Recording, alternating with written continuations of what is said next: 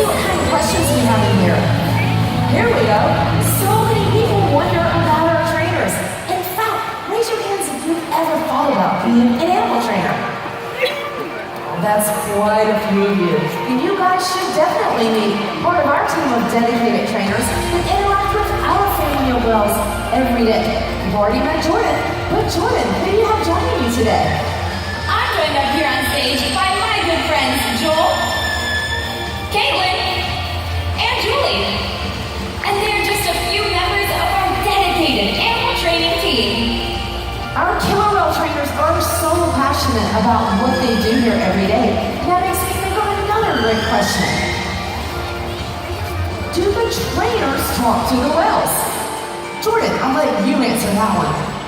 That is a great question, Annie. We may not talk to the killer whales like you and I talk to each other, but we have developed a system of signals which help us to communicate with them.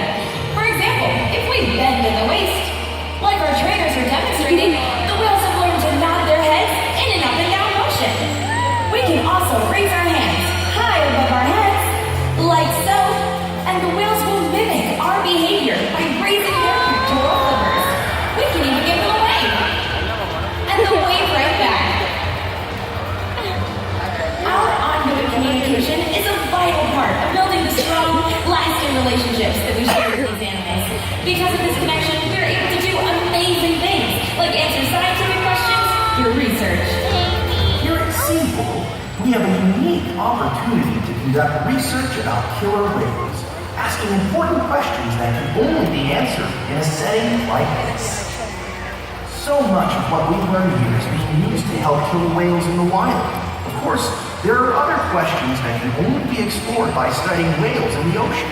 By exploring questions both at SeaWorld and in the wild, our combined research gives all of us a better understanding of killer whales and the places they live.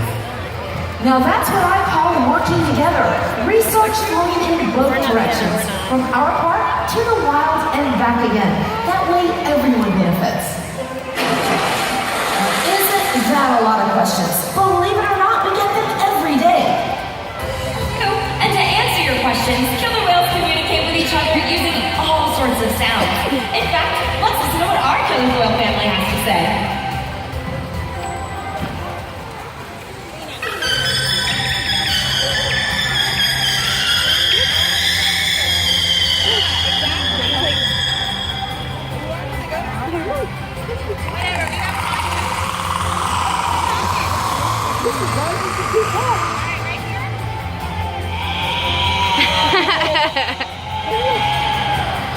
Each whale, each pod has its own dialect and its own unique set of calls. Another way to communicate is by using their bodies, as demonstrated by these peck slaps at the sides of the pool.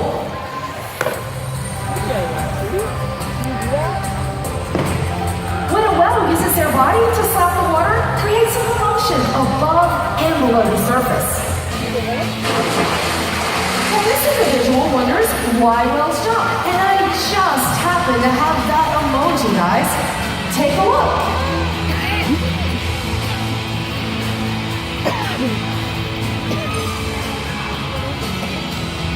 A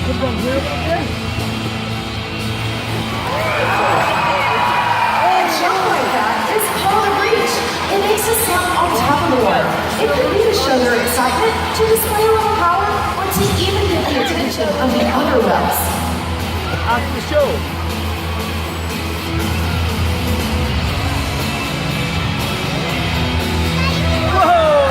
Other ways that whales communicate include blowing bubbles, bumping into each other, or even scratching each other with their teeth, causing rake marks.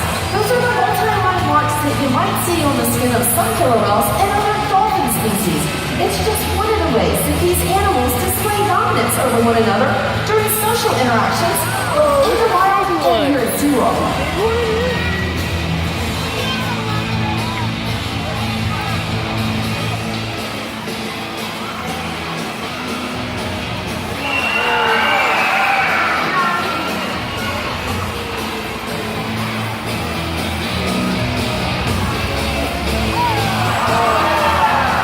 Now, we just learned that killer whales communicate with each other through through vocalizations and body language. But do you guys remember how we communicate with them? That's right, through signals. Here at SeaWorld, we communicate with our whales, and we want the next generation to be able to do the same. We absolutely do. And this brings us to my favorite part of the show.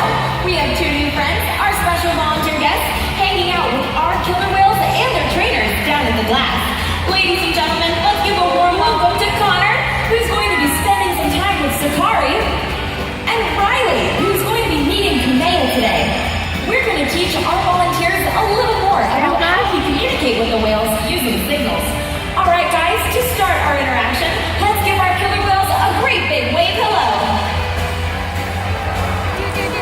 Wow, look at that. They're waving back to you. That is so cool. All right, guys, let's try another signal. How about we spin around in a circle and we'll watch and see what the whales do. Look, we did it. They're mimicking you. That is awesome. We call that behavior a hula. All right, y'all. Last but not least, let's show Sakari and Kamea that special hand signal I taught you before the show. Ready? 1, 2, 3. Ladies and gentlemen, please remember, Shamu Theater is a 24-hour splash zone. Great job, guys. Thank you for taking the time to learn more about our killer whales. As a memory of your time with Sakari and Kamea, we would love for you to have these whale tail necklaces to take home with you. Let's hear it one more time for our volunteers, Sakari and Kamea. Way to go, guys. It looks like we just may have some future animal trainers joining us today. Great job. Yeah, there she is right there. She's talking. Now, some of you may have heard about Kalia at SeaWorld San Diego and her calf Amaya. Our SeaWorld social media fans actually helped to name Amaya. Here at SeaWorld, we've watched newborn cows rely on their mothers for everything, from the very first moment of birth. As a calf grows and gains some independence, it is looked after by other whales in the pod too. They help the mother protect the calf, teach it survival skills, and show the calf how to romp and play. Killer whales live in family-like groups known as pods. Like human families, their pods can range in size from just a handful of whales up to a few dozen. Now that you've had the chance to learn a little bit more about Kalia and her calf Amaya out at SeaWorld San Diego, we are so excited to introduce you to the newest member of our killer whale pod. She was born on December 6, 2013 to her mother Takara and is now 2.5 years old. In the center of the pool, ladies and gentlemen, please welcome Kamea! When baby killer whales are born, they weigh between 350 and 450 pounds. Now, at 2.5 years old, Kamea weighs over 1,700 pounds. She's growing and learning so much each and every day. Come and join us again soon so that you can watch Kamea learn and grow right along with us. Seeing Kamea like that reminds me of another really important question. Here we go. Did having a killer whale breeding program here at SeaWorld help whales in the wild? Absolutely. Our successful breeding program helped us to understand the developmental needs of pregnant mothers, newborn cows, and young killer whales.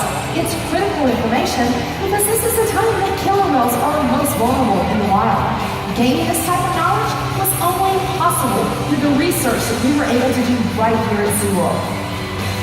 Recently, SeaWorld worked with researchers from the National Oceanic and Atmospheric Administration, or NOAA, to help them develop a model for identifying when a killer whale is pregnant by looking at aerial images of the animal in the wild.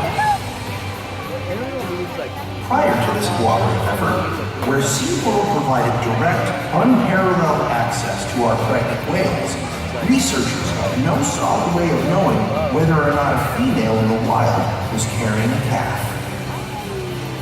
Even though SeaWorld has announced that we will no longer be breeding our killer whales, we will continue to share all that we have learned over the past 30 years with the scientific community in order to better understand and care for killer whales around the world. Jordan, thank you, thank the other animal trainers, and thank the whales for your contribution. to a better understanding of these amazing animals.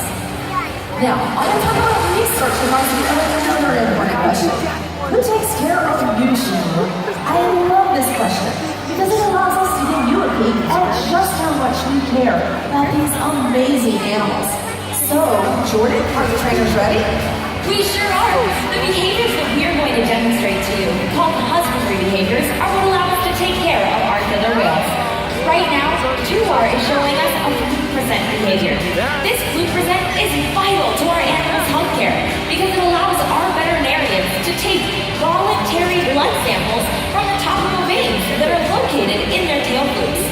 We can ask our killer whales to participate in all sorts of voluntary husbandry behaviors, and Kayukin is going to show you another one of them. It's called a slide out, and when our killer whales learn how to slide out onto a killer whale size scale, just as Kayukin is going to do right now, we can accurately measure their weight to make sure that all of our whales are healthy and ensure that calves are growing properly.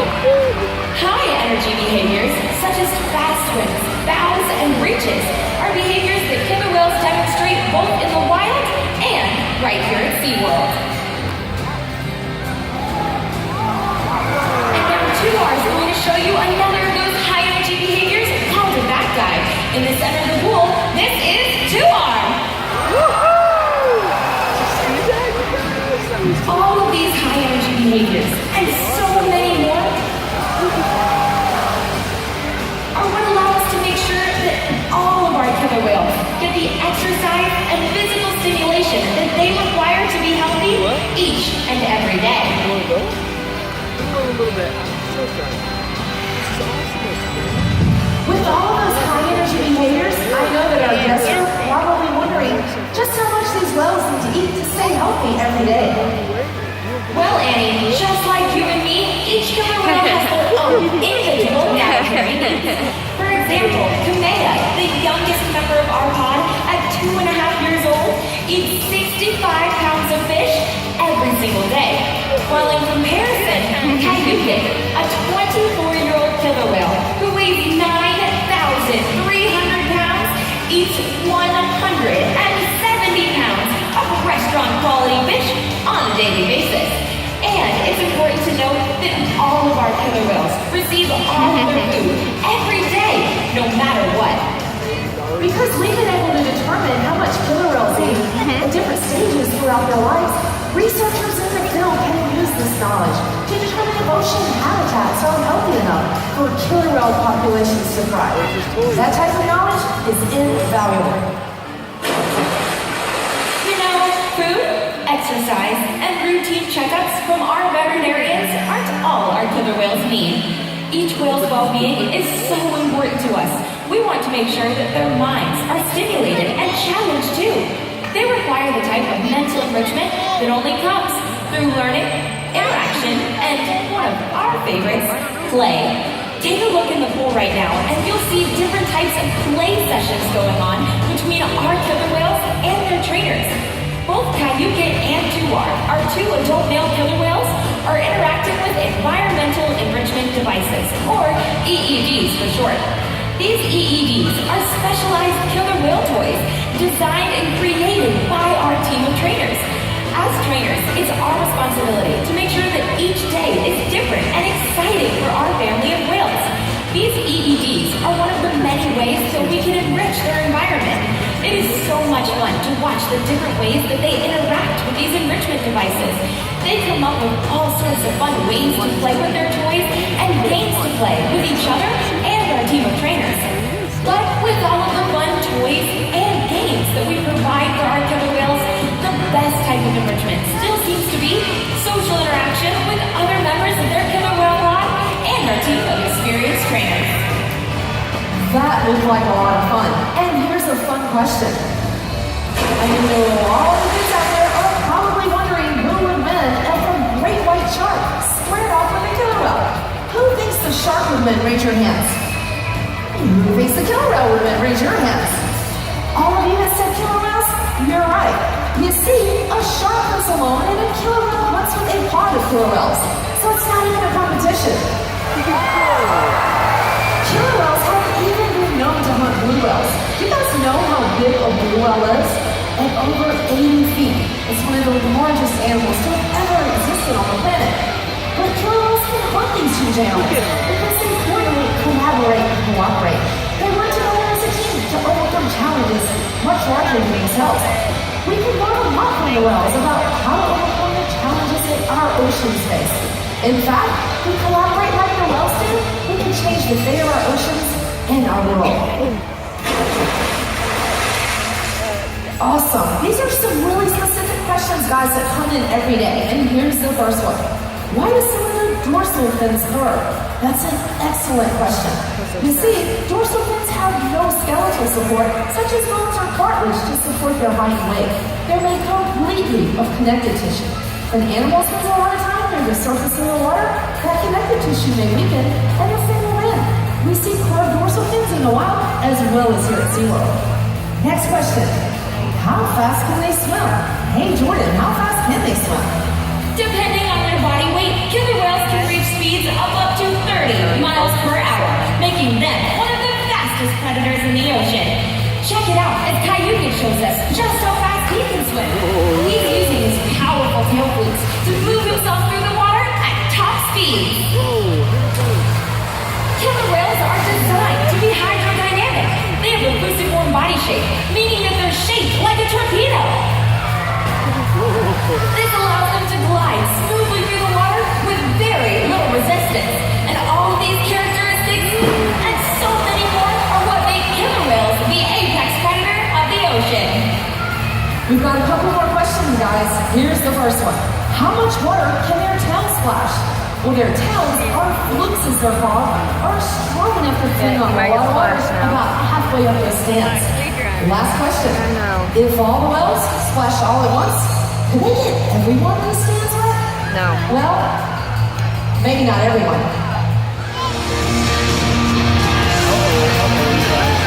You're gonna get us wet, watch. We're gonna take over the wet. It's not always so good. We're gonna splash them.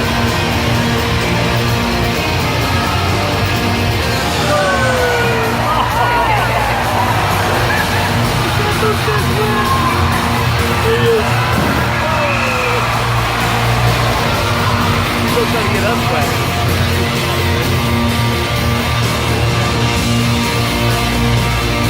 Look at all the big waves they made. It's so strong.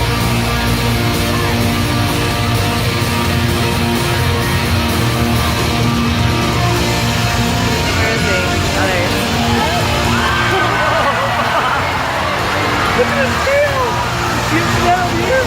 He's trying to get it wet. His tail.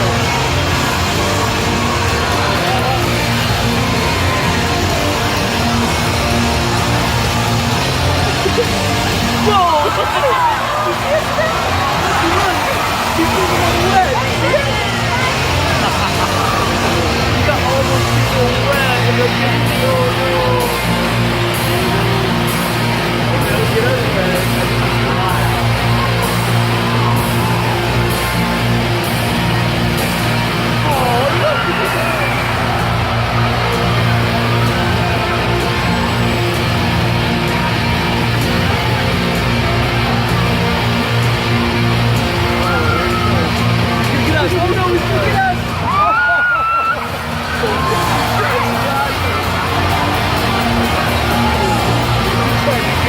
Guys, it almost does. We're too high.